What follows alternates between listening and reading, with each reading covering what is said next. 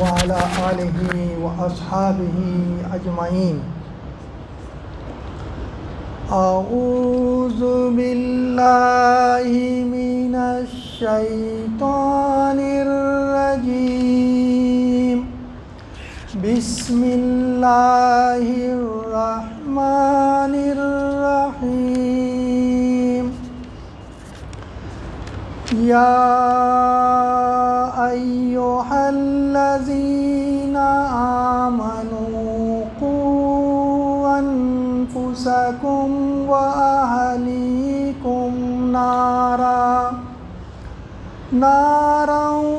وقودها الناس والحجارة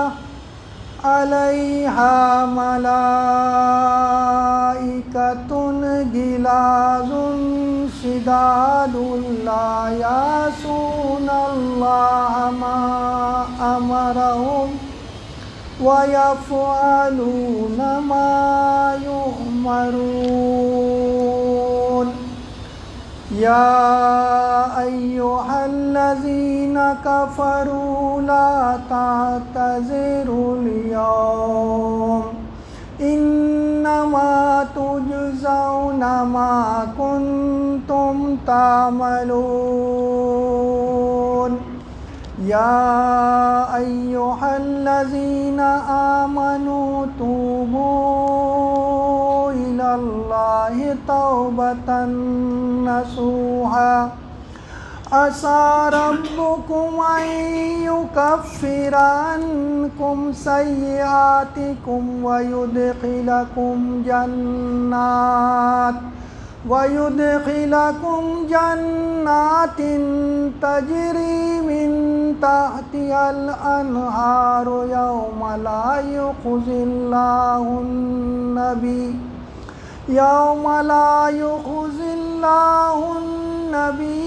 والذين آمنوا معه نورهم يسعى بين أيديهم وبأيمانهم يقولون ربنا أتمم لنا نورنا واغفر لنا إنك على كل شيء قدير. رب اشرح لي صدری ویسر لی امری واحلل عقدۃ من لسانی یفقہوا قولی. رب زدنی علما. یا اللہ ہمیں حق کو حق ہی دکھا اور اس پر عمل کرنے کی توفیق عطا فرما. یا اللہ ہمیں باطل کو باطل ہی دکھا اور اس سے بچنے کی توفیق عطا فرما. آمین یا رب العالمین. میرے محترم اسلامی بھائیوں، بزرگوں اور دوستوں، ابھی میں نے آپ سب کے سامنے سورہ تحریم کی 3 آیتوں کی تلاوت کی ہے، 6، 7 اور 8 کی. اس کی ترجمانی اس طرح سے ہے: اے لوگوں جو ایمان لائے ہو، بچاؤ اپنے آپ کو اور اپنے اہل و عیال کو اس آگ سے جس کا ایندھن انسان اور پتھر ہوں گے، جس پر نہایت تندخو اور سخت گیر فرشتے مقرر ہوں گے جو کبھی اللہ کے حکم کی نافرمانی نہیں کرتے اور جو حکم بھی انہیں دیا جاتا ہے اسے وہ بجا لاتے ہیں. اے کافروں، آج معذرتیں پیش نہ کرو، تمہیں تو ویسا ہی بدلہ دیا جا رہا ہے جیسے تم عمل کر رہے تھے. اے لوگوں جو ایمان لائے ہو، اللہ سے توبہ کرو، خالص توبہ. بعید نہیں کہ اللہ تمہاری برائیاں تم سے دور کر دے اور تمہیں ایسی جنتوں میں داخل فرما دے جن کے نیچے نہریں بہہ رہی ہوں گی. یہ وہ دن ہوگا جب اللہ اپنے نبی کو اور ان لوگوں کو جو اس کے ساتھ ایمان لائے ہیں رسوا نہ کرے گا. ان کا نور ان کے آگے آگے اور ان کے دائیں جانب دوڑ رہا ہوگا اور وہ کہہ رہے ہوں گے کہ اے ہمارے رب، ہمارا نور ہمارے لیے مکمل کر دے اور ہم سے درگزر فرما، تو ہر چیز پر قدرت رکھتا ہے. سورہ تحریم اس کی ابتدائی 5 آیتیں جو ہیں اس میں اللہ رب العالمین نے نبی کریم صلی اللہ علیہ وسلم کے گھر والوں کو، ازواج مطہرات کو نصیحت کے لیے کچھ باتیں بیان کی ہیں. نبی صلی اللہ علیہ وسلم کی فیملی لائف کے اندر اس وقت کچھ ہلکے سے تنازعات تھے اس کے اوپر ان کی اصلاح کے لیے وہ احکام دیے گئے۔ ہم سب جانتے ہیں جیسے کہ اللہ کے نبی صلی اللہ علیہ وسلم کی کئی بیویاں تھیں، اس صورت کے نزول کے وقت آپ کے عقد میں زندہ جو ہے حیات 9 بیویاں تھیں، ہماری 9 مائیں تھیں، تو ان میں 2 گروپ ہو گیا تھا۔ اللہ کے رسول صلی اللہ علیہ وسلم کی بیویوں میں 2 گروپ ہو گیا تھا، اور اس کے وجہ سے کچھ معاملہ تھوڑا سا گڑبڑ ہوا تھا، تو اس پر اللہ تعالیٰ نے ان آیتوں کے اندر اس کے طرف جو ان کو توجہ دلائی ہے اور ان کی اصلاح کے لیے احکامات دیے ہیں۔ اس کے بعد یہ آیتیں جو آج میں نے تلاوت کی، اس میں اب اہل ایمان کو اپنے بارے میں اور اپنے گھر والوں کے بارے میں نصیحت کی ہے کہ اب تمہیں بھی اپنا اور اپنے گھر والوں کی فکر رکھنی چاہیے، اور فکر کیا ہونی چاہیے کہ تم اور تمہارے گھر والے کوئی ایسا کام نہ کریں جس کی وجہ سے وہ جہنم میں جائیں۔ دراصل آج ہمارے مسلمانوں کے اندر ایک بڑا المیہ یہ بھی ہے، اور یہ چیز ہمارے لوگوں کے اندر عام طور سے یعنی پھیلائی جاتی ہے، ذہنوں میں بیان بھی کی جاتی ہے کہ ہم مسلمان ہیں، ہم مسلمان کے گھر میں پیدا ہوئے ہیں، تو لہٰذا ہم جہنم میں نہیں جانے والے، ہم جہنم میں نہیں جانے والے۔ اسی لیے آج مسلمانوں کے اندر معاملات ایسے ہیں کہ ہماری عبادات کے اندر خطرناک حد تک کوتاہی ہے نا۔ ہم نماز کو جو اسلام کا بنیادی رکن ہے اس کو ادا نہیں کرتے، جس کے بغیر ہمارا ایمان ہی معتبر نہیں ہے، وہ بھی ہم ادا نہیں کرتے، کہ ہم سمجھتے نہیں کہ بس ہمارا نام عبداللہ ہے، عبد الرحمن ہے، عبد الرحیم ہے، محمد اکرم ہے، محمد خان ہے، اور تو بس یہ ہمارے لیے بہت ہی کامیابی کی بات ہے۔ تو اس آیت کے اندر یہ بتایا جا رہا ہے کہ، اور اس کے علاوہ قرآن میں کئی مقامات پر ہے کہ اہل ایمان بھی جہنم میں جا سکتے ہیں اگر ان کے اعمال ٹھیک نہیں ہوئے، ان کے اگر عمل ٹھیک نہیں ہے تو وہ بھی جہنم میں جائیں گے، انہیں بھی سزا ملنے والی۔ اسی لیے یہاں فرمایا کہ اللہ تعالیٰ نے کہ اپنے آپ کو بھی اور اپنے اہل و عیال کو بھی جہنم کی آگ سے بچانے کی فکر کرو۔ سورہ مدثر کے اندر اللہ تعالیٰ نے جنتیوں اور جہنمیوں کا ذکر کیا ہے کہ وہ آپس میں گفتگو کریں گے۔ جنتی لوگ جو ہے سوال کریں گے جہنمی لوگوں سے کہ ما سلککم فی سقر، کہ بھائی آپ لوگ جہنم میں جا رہے ہیں تو کیوں جا رہے ہیں، کیا وجہ ہے؟ تو اس میں پہلا جواب جو دیں گے قالوا لم نک من المصلین، کہ ہم لوگ نماز نہیں پڑھتے تھے، نماز پڑھنے والوں میں سے نہیں تھے۔ تو گویا وہ نماز نہ پڑھنے کی بات اس لیے کر رہے تھے کہ وہ مسلمان تھے، کافر تو نہیں کہے گا نا کہ میں نماز نہیں پڑھ رہا تھا۔ تو لہٰذا اس بات کی ہم کو جو ہے اس کی طرف توجہ کرنی چاہیے اور اس کا خیال رکھنا چاہیے کہ ایمان ہی صرف کامیابی کا ضمانت نہیں ہے۔ اسی لیے اللہ تعالیٰ نے انسان کو بار بار قرآن مجید میں جہاں بھی بتایا کہ وہ کامیاب ہیں لوگ، اس کے لیے ایمان اور عمل صالح کا ذکر کیا ہے۔ سورہ عصر مختصر سی صورت ہے نا، اس کے اندر بھی یا آمنوا وعملوا الصالحات، نقصان سے کون لوگ بچیں گے؟ جو لوگ ایمان لائیں گے اور نیک اعمال کریں گے۔ اور آگے پھر 2 چیزیں اس کے ساتھ میں بھی وہاں ایڈ ہے، جو حق کی ایک دوسرے کو نصیحت کریں گے اور صبر کی وصیت کریں گے۔ تو ایمان کے ساتھ میں عمل صالح ہونا بہت ضروری ہے۔ آج یہ جو بیوی اور بچے جو ہیں اس دنیا کے اندر انسان کے لیے سب سے یہ کیا عزیز اور قریب ترین رشتہ دار ہیں، ان سے انسان بہت محبت کرتا ہے نا، ان کی ضرورتوں کو پورا کرنے کی پوری کوشش کرتا ہے، چاہتا ہے کہ ان کی دنیا میں کوئی تکلیف ان کو نہ ہو، ان کے دکھ درد سے بچانے کی کوشش کرتا ہے، ان کی جو بھی خواہشیں ہوتی ہیں اپنی حد تک وہ پوری کرنے کی کوشش کرتا ہے، اور اس کے لیے کیا کرتا ہے؟ بڑی محنت کرتا ہے، مشقت کرتا ہے نا۔ صبح سے انسان نکلتا ہے گھر سے تو رات میں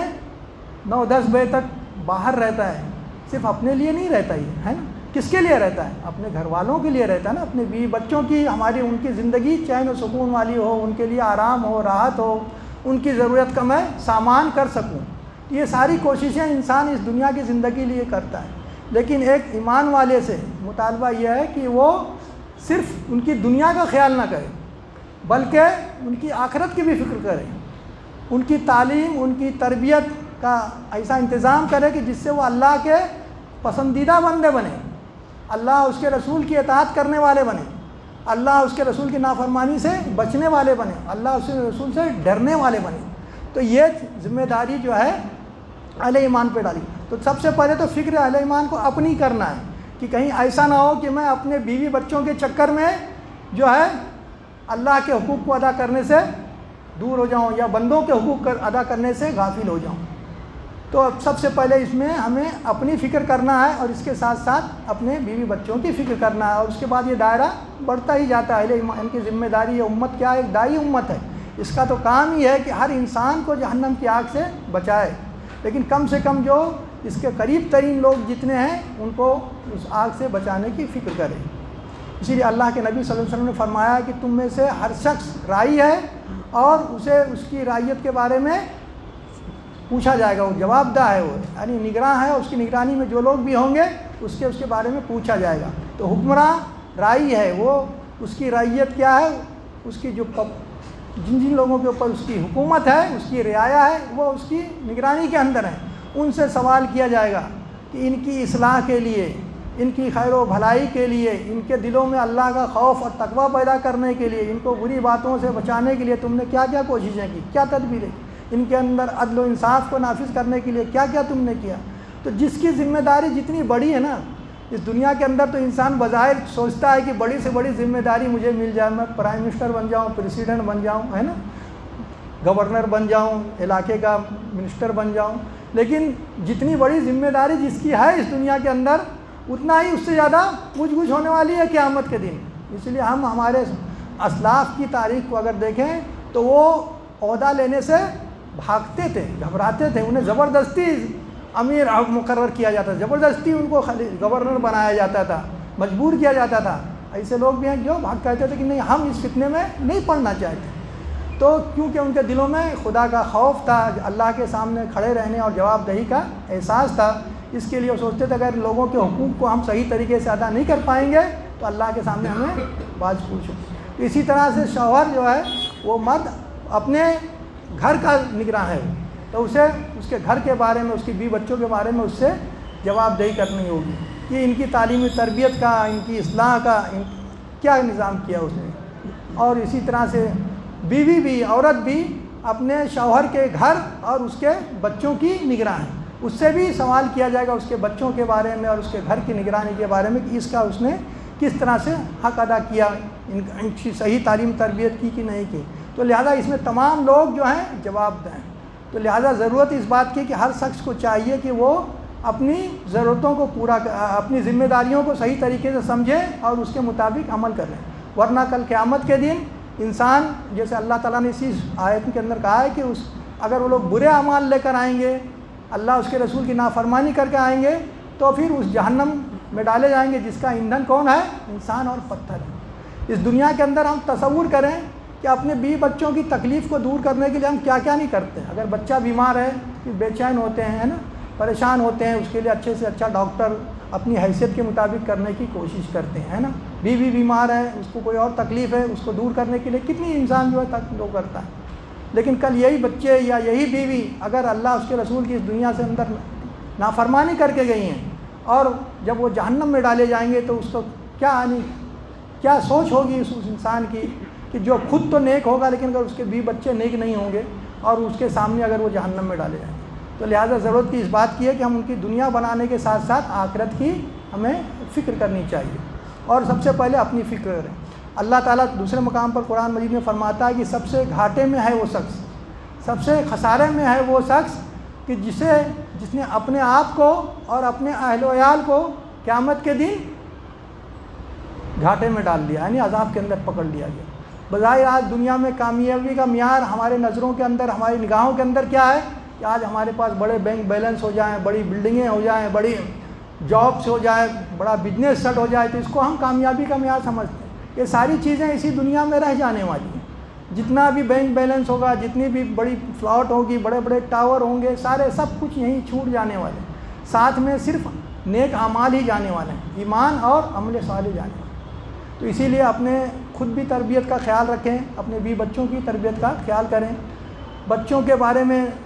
یہ دور جو ہے بھی یہ بڑے فتنے کا دور ہے، اور ہر آنے والا دور اس سے زیادہ فتین ہوگا۔ اللہ کے نبی صلی اللہ علیہ وسلم نے فرمایا نا کہ ہر دور اب قیامت تک آنے والا ایک دور اس سے دوسرا دور اس سے زیادہ خراب ہوگا۔ آج سے 15-20 سال پہلے کی بات ہم دیکھیں کہ جن چیزوں کو ہم بہت بڑا سمجھتے تھے، ہے نا، کہ یہ بہت خراب باتیں ہیں، آج کے دور کے اندر جو چیزیں ہمارے سامنے آئی ہیں اس کی کوئی حیثیت نہیں ہے اس وقت کے ماحول، ہے نا۔ آج فتنہ ہر طرف پھیلا ہوا ہے، اور خاص طور سے جب سے یہ اسمارٹ فون آیا ہے نا، اسمارٹ فون آنے کے بعد میں تو یہ وبائی بیماری ہر طرف پھیلی ہوئی ہے کہ انسان اللہ کی نافرمانی کے اندر مبتلا ہے، اللہ اس سے رسول سے دور ہوتا جا رہا ہے، اللہ ماشاء اللہ کہ اللہ رب العالمین جسے ہدایت دے۔ تو لہٰذا ضرورت اس بات کی ہے کہ اس فتنے کے دور میں اپنے بچوں کو بچپن سے ہی اس کی تربیت کریں، اور اس کا حکم اللہ کے نبی صلی اللہ علیہ وسلم نے دیا کہ جب تمہارے بچے 7 سال کے ہو جائیں تو انہیں نماز کے لیے کہو، 7 سال کی عمر کے ہو جائیں تو ان کو نماز کے لیے کہو اور ان کو اچھی باتیں سکھائیں، اس نماز کے لیے کہنا، اور ساتھ ساتھ دین کی باتیں جو صحیح باتیں حق باتیں ہیں وہ سکھائی جائیں، لوگوں کے حقوق بتائے جائیں، اچھے اخلاق سکھائے جائیں، سچ بولنا سکھایا جائے، بری باتوں سے بچایا جائے۔ تو خاص طور سے وہاں نماز کا حکم دیا کہ نماز کو تلقین کرو، اور جب 10 سال کے ہو جائیں تو وہ نماز نہ پڑھیں تو ان کے اوپر سختی کرو۔ اور یہ کون کہہ رہا ہے؟ رحمت للعالمین کہہ رہے ہیں، جو بچوں سے حد درجہ محبت کرنے والے تھے، جو بچوں سے بہت زیادہ محبت کرنے والے ہیں، تمام انسانوں سے محبت کرنے والے ہیں، خصوصاً بچوں سے، وہ کہہ رہے ہیں کہ 10 سال کا اگر بچہ ہو جائے اور وہ نماز نہ پڑھے تو اس کے اوپر سختی کرو۔ آج ہم کیا کہتے ہیں، ارے بھی بچہ ہے جانے دو، چھوڑ دو، ہوگا، ہے نا۔ تو یہ معاملہ جو ہمیں بچپن سے ہی ٹریننگ کرنی چاہیے، ورنہ ماحول ایسا آج کل خراب آ رہا ہے دنیا کا اور ہمارے سماج کا، ہماری سوسائٹی کا اور ہمارے اسکولوں کا بھی، کہ جو انسان کو برائی کی طرف کھینچتا ہے۔ جب بچپن سے ہی بچے کا ذہن بنا ہوا ہوگا، اللہ رب العالمین کا ڈر، اس کا خوف اس کے دل میں ہوگا، اللہ نماز کی عادت ہوگی، تو پھر وہ آئندہ پھر وہ بری صحبت سے بچے گا۔ اسی لیے چاہیے کہ اپنے بچوں کو بھی اس طرح کی نصیحت کریں، اور پھر اچھے بچوں کا ساتھ ان کے ساتھ رکھیں، اچھی گیدرنگ ان کو دیں، برے لوگوں کے ساتھ اٹھنا بیٹھنا، بری صحبت، برے بچوں کے ساتھ میں ان کو بیٹھنے سے، ان کے ساتھ گھومنے پھرنے سے ان کو بچانے کی کوشش کریں۔ تو اس طرح سے اپنے بچوں کی اور اپنے گھر والوں کی تربیت ہمیں کرنا چاہیے۔ ایک دوسرا پہلو بھی اس میں ہے کہ انسان ان بیوی بچوں کی دنیا بنانے کے چکر میں آیا، ان کی خواہشات کو پوری کرنے کے چکر میں، ان کو راضی کرنے کے چکر میں ایسا نہ ہو کہ یہ تو راضی ہو جائیں لیکن اپنے آپ کو جو ہے وہ اللہ سے ناراض کر، اللہ اس سے ناراض ہو جائے۔ اسی لیے بیوی بچوں کو کیا کہا ہے قرآن مجید میں دوسرے مقام پر، یا ایھا الذین آمنوا ان من ازواجکم واولادکم عدوا لکم فاحذروہم، کہ اے لوگوں جو ایمان لائے ہو، تمہاری بیویاں اور تمہارے بچے بعض اس میں سے تمہارے کیا ہیں؟ دشمن ہیں، بعض اس میں تمہارے دشمن ہو سکتے ہیں۔ تو لہذا ان سے ہمیں چوکنا بھی رہنا ہے کہ ان کے وجہ سے ہم کوئی گناہ کے اندر مبتلا نہ ہو جائیں، ان کے خاطر جو ہے ہم اپنے آپ کو اللہ اس سے دور نہ کر لیں۔ اسی لیے اللہ کے نبی صلی اللہ علیہ وسلم سے فرمایا کہ سب سے بڑے خسارے کا سودا اس شخص کا کہ جس نے دوسروں کی دنیا بنانے کی خاطر اپنی آخرت کو برباد کر لیا۔ آج ہم دیکھتے ہیں انسان زیادہ سے زیادہ بیوی بچوں کی خوشی کے لیے اپنے آپ کو عبادات سے دور کر لیتا ہے نا، لوگوں کے حقوق ادا کرنے سے دور ہو جاتا ہے۔ قطع رحمی، رشتے اور نعتوں کو توڑنا، یہ کبیرہ گناہ ہے، یہ بڑے گناہوں کے اندر شامل ہے۔ لیکن آج دیکھتے ہیں کہ ماحول ایسا بنتا جا رہا ہے، ایک شخص کے اوپر، ایک انسان کے اوپر اللہ کے بعد جو حق ہے سب سے پہلے اس کے ماں باپ کا حق ہے کہ وہ ماں باپ کی ضرورتوں کو پورا کرے، ان کا عزت احترام کرے، ان کی خدمت کرے، ہے نا۔ قرآن مجید میں تو یہاں تک کہا کہ ان کے سامنے اف تک نہ کرے۔ لیکن آج کل دیکھیں کہ ہمارے بچے کس طرح سے والدین کے ساتھ میں گفتگو کرتے ہیں، کہ جیسے کہ عام بچے کے ساتھ میں بات کرتے ہیں، اپنے دوستوں کے ساتھ میں بات کرتے ہیں، اس طرح سے ارے تھوڑے سے اپنے والدین سے بھی بات کرنے کی عادت بہت سارے بچوں کی ہوتی ہے۔ تو لہٰذا جو ہے ان کے فتنے سے بچنے سے مراد یہ ہے کہ ان کے وجہ سے ہم کوئی بڑے گناہ کے اندر مبتلا نہ ہوں۔ آج کل جو ماحول بنتا جا رہا ہے یہ کہ خاندانی نظام کمزور ہو چکا ہے، خاندان کا جو پریشر ہوتا تھا پہلے اولاد کے اوپر، بچوں کے اوپر، کہ بھائی اگر میں کچھ غلط کام کروں گا تو کیا ہے، دادا ہیں دیکھ رہے ہیں، ہے نا، چاچا دیکھ رہے ہیں، ماموں دیکھ رہے ہیں، وہ بھائی دیکھ رہا ہے نا، تو اس سے بھی ڈر کر کیا بہت ساری برائیوں سے بچے بچ جاتے تھے۔ عورتیں بھی، بزرگ حضرات موجود ہیں، ان کی وجہ سے خوف کھا کر بہت ساری چیزوں سے وہ جو ہے پرہیز کرتی تھیں۔ لیکن آج کل فیملی سسٹم چل گیا ہے کہ کیا ہے، میں اور میرے بیوی بچی، شادی ہوتا ہے، شادی کے بعد میں بس یہ ذہن بنتا جا رہا ہے کہ بس کیا ہے کہ اب شوہر میرا ہے اور جو کچھ یہ کماتا ہے، جو کچھ یہ حاصل کرتا ہے، اس پر صرف میرا اور میرے بچوں کا حق ہے۔ اس طرح سے وہ لوگوں کے حقوق کو ادا کرنے سے اس کی بیوی اور اس کے بچے کیا ہے روک دیتے ہیں۔ تو خاص طور سے والدین کے حقوق، یہ تو اس کے اوپر سب سے پہلا حق ہے، بیوی بچوں سے بھی پہلا حق والدین کا انسان ہے۔ اور قطع رحمی، جیسے میں نے کہا کہ یہ کبیرہ گناہ ہے۔ اللہ کے نبی صلی اللہ علیہ وسلم سے سوال کیا گیا کہ اللہ کے رسول سب سے بڑے گناہ کیا ہیں؟ تو آپ نے فرمایا اللہ کے ساتھ شرک کرنا اور قطع رحمی کرنا، یہ رشتے ناتوں کو توڑنا، یہ کبیرہ گناہ ہے۔ اسی طرح سے سوال کیا گیا کہ اللہ کو کون سے عمل جو ہے محبوب ہیں، کون سا عمل اللہ کو پسند ہے؟ آپ نے فرمایا صلی اللہ علیہ وسلم نے کہ اللہ پر ایمان لانا یہ سب سے اللہ محبوب عمل ہے، سب سے اچھا عمل ہے۔ اس کے بعد تو آتا ہے کہ صلہ رحمی کرنا، کہ لوگوں کے ساتھ اپنے رشتہ داروں کے ساتھ میں صلہ رحمی کرنا، اور اس میں جو ہے درجہ سب سے پہلے والدین ہیں، پھر والدین کے جو ہے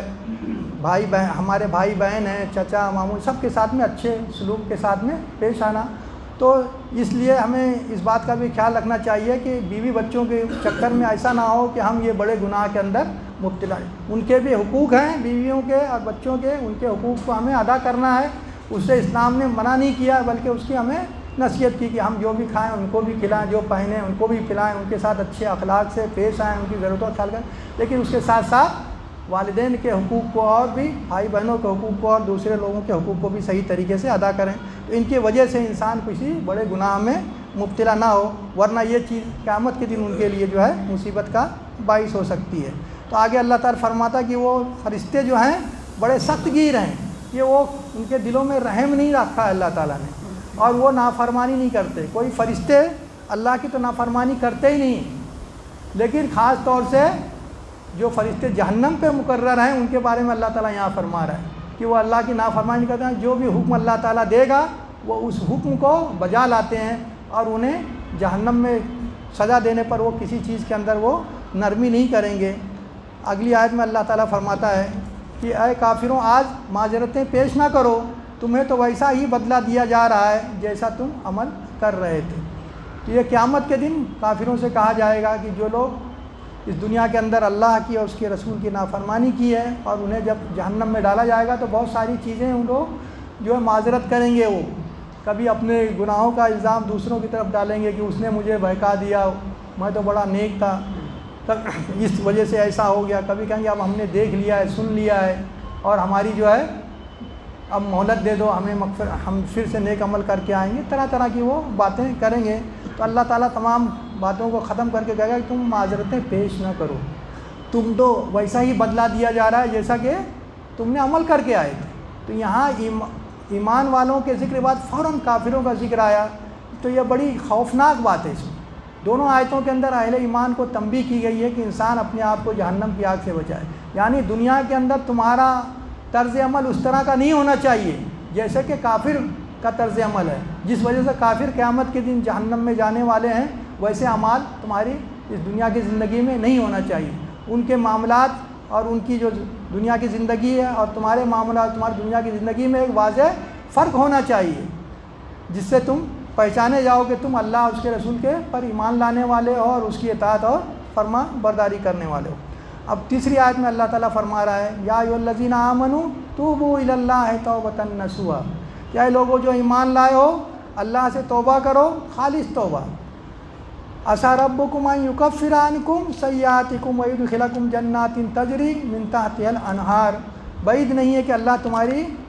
برائیاں تم سے دور کر دے اور تمہیں ایسی جنتوں میں داخل فرما دے جس کے نیچے نہریں بہہ رہی ہوں گی۔ انسان سے غلطیاں ہوتی ہیں، خطائیں ہوتی ہیں، کوتاہیاں ہوتی ہیں۔ اللہ تعالیٰ نے لوگوں کو نصیحت کی کہ اپنے آپ کو جہنم کی آگ سے بچاؤ، اپنے گھر والوں کو بھی بچاؤ۔ اب اس کے بعد میں یہاں کہا کہ اس سے پہلے اگر تم سے غلطیاں ہو گئی ہیں، کوتاہیاں ہو گئی ہیں، تو اللہ سے کیا کرو؟ معافی مانگو۔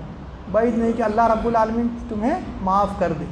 تو انسان جب بھی اسے سمجھ میں آ جائے کہ میں نے اس کے پہلے جو کام کیا تھا وہ غلط تھا، اگر آج ہمیں سمجھ میں آ جاتا کہ نہیں بھائی میں نے فلاں کام غلط کیا تھا، تو اس پر ہمیں کیا کرنا چاہیے؟ اللہ سے توبہ کرنا چاہیے، معافی مانگنا چاہیے۔ توبۃ نصوح کے معنی یہ ہے کہ خالص توبہ کرے۔ خالص توبہ سے مراد یہ ہے کہ پہلے تو جو گناہ وہ کر رہا تھا اسے چھوڑ دے، جو بھی غلطی جو گناہ ہے اسے وہ چھوڑ دے، اور پھر اس پر اللہ سے معافی مانگے کہ مجھ سے غلطی ہو گئی ہے اور مجھے یہ کام چھوڑ دیا اور مجھے معاف کر دے، تو ہی معاف کرنے والا۔ اور دوسرا، آئندہ وہ کام نہ کرنے کا کبھی جو ہے عہد کرے کہ آئندہ میں ایسی غلطی نہیں کروں گا، آئندہ ایسے گناہ میں نہیں کروں گا۔ یہ تین چیزیں اللہ کے حقوق کے بارے میں ہیں کہ اگر اللہ کے حق میں اس نے کوئی کوتاہی کی ہے، کوئی کمی کی ہے، اللہ کی نافرمانی کی ہے، تو یہ تین چیزیں ہیں۔ لیکن اگر بندوں کے حقوق کے معاملے میں ہے تو اس میں چوتھی چیز اور ایڈ ہوتی ہے کہ جس بھی بندے کا اس نے حق مارا ہے اس کا حق وہ ادا کرے۔ اگر کسی کی بے عزتی کی ہے تو اسے جا کے معافی مانگے، کوئی چیز اس کی جبراً لے لی ہے تو اس کو وہ چیز واپس کرے۔ تو بندوں کے حقوق میں یہ چوتھی چیز بھی آ جاتی ہے کہ وہ اس کو جو ہے چار چیزیں امپلیٹ کرنی ہے، تو اللہ رب العالمین انہیں جو ہے معاف کرے گا۔ تو اسی لیے جو ہم دیکھتے ہیں کہ اہل ایمان کو بار بار توبہ کرنے کی اللہ کے نبی صلی اللہ علیہ وسلم نے خود نصیحت کی ہے، استغفار کرنے کی نصیحت کی ہے۔ اللہ کے نبی صلی اللہ علیہ وسلم جو انبیاء سے ویسے تو گناہ ہوتے ہی نہیں ہیں، ہاں، اس کے باوجود قرآن میں آپ اللہ تعالیٰ نے نبی صلی اللہ علیہ وسلم کے بارے میں کیا کہا کہ آپ کی طرف سے اگر آگے پیچھے جو بھی کچھ چھوٹی موٹی کمی کوتاہی ہے تو ہم نے اسے معاف کیا ہے نا، سورہ فتح کی۔ لیکن اس کے باوجود وہ کثرت سے استغفار کرتے تھے، کثرت سے اللہ سے معافی مانگتے۔ تو یہ کس لیے کہ اللہ کے نبی صلی اللہ علیہ وسلم کی زندگی ہمارے لیے کیا ہے؟ نمونہ ہے۔ تو ہمیں جو ہے اس طرح سے کثرت سے استغفار کرنا چاہیے۔ ہم سے رات دن کتنے گناہ ہوتے ہیں ہم نہیں جانتے، جو گناہ ہم سے ہو گئے ہیں، جس کو ہم جانتے ہیں یہ گناہ ہم نے کیا ہے، اس گناہ کا نام لے کے اللہ سے معافی مانگیں، اور جو نہیں جانتے تو اللہ سے اس طرح سے بھی دعا کریں کہ اللہ میں نے جانے اور انجانے میں جو بھی گناہ کیے ہیں، جو بھی غلطیاں کی ہیں، خطائیں کی ہیں، تو اسے معاف کر دے، اور تو ہی معاف کرنے والا ہے، تیرے علاوہ کوئی معاف نہیں کر سکتا، تو لہذا تو میرے گناہوں کو معاف کر دے۔ تو اور جو ہے سعید الاستغفار بھی اسی سلسلے میں بڑی جامع استغفار کی دعا ہے، وہ ہمیں کرنا چاہیے۔ آگے اللہ تعالیٰ فرماتا ہے جب وہ کریں گے تو اللہ تعالیٰ قیامت کے دن ان کی برائیاں دور کر کے انہیں جنت میں داخل فرمائے گا، جس کے نیچے نہریں بہہ رہی ہوں گی، اور یہ وہ دن ہوگا جب اللہ اپنے نبی کو اور ان لوگوں کو جو اس کے ساتھ ایمان لائے ہیں رسوا نہ کرے گا۔ یعنی قیامت کے دن ایمان والوں کو اور نبی کو رسوا نہیں کرے گا۔ مراد یہ ہے کہ ان سے جو بھی اگر اس دنیا کے اندر چھوٹی موٹی جو بھی غلطیاں کوتاہیاں ایمان والے سے ہوئی ہیں، اللہ تعالیٰ ان کی نیکیوں کو قبول فرما کر ان کی خطاؤں سے درگزر فرمائے گا۔ کہ ورنہ کفار کو کہنے کا یہ موقع نہیں ملے گا کہ بھائی تو دنیا میں تو تم تو بڑے اللہ والے بن رہے تھے نا، بڑا دین کا کام کرتے تھے، بڑا دینداری دکھتے تھے، اور ہم لوگوں کو جو ہے کافر کہتے تھے، یا ہمیں جو ہے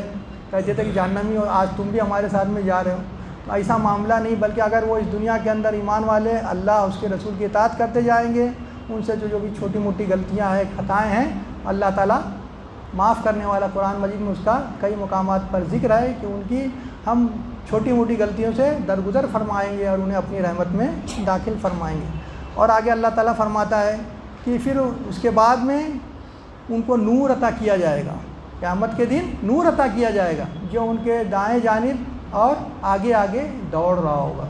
جب میدان محشر سے لوگ پل صراط کی طرف جانے لگیں گے، جنت کی طرف جانے لگیں گے، تو گھٹا ٹوپ اندھیرا ہوگا،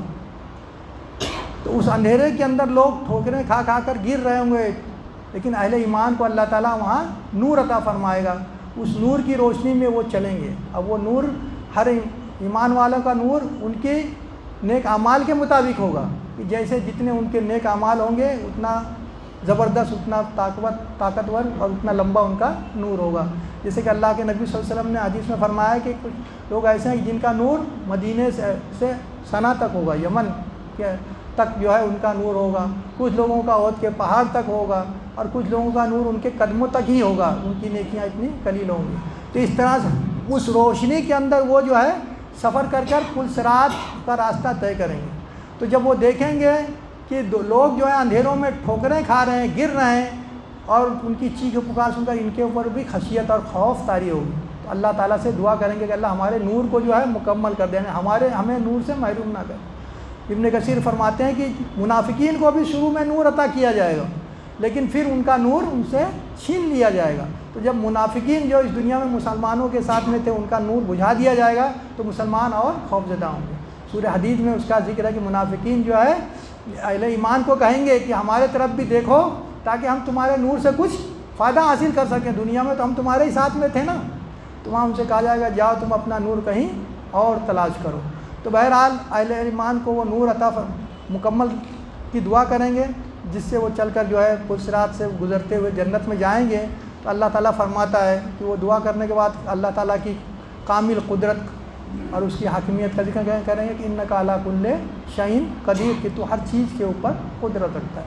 قرآن مجید کی یہ آیتیں جو آج ہم نے مطالعہ کی ہیں، اس میں خاص طور سے میں اپنے آپ کو بھی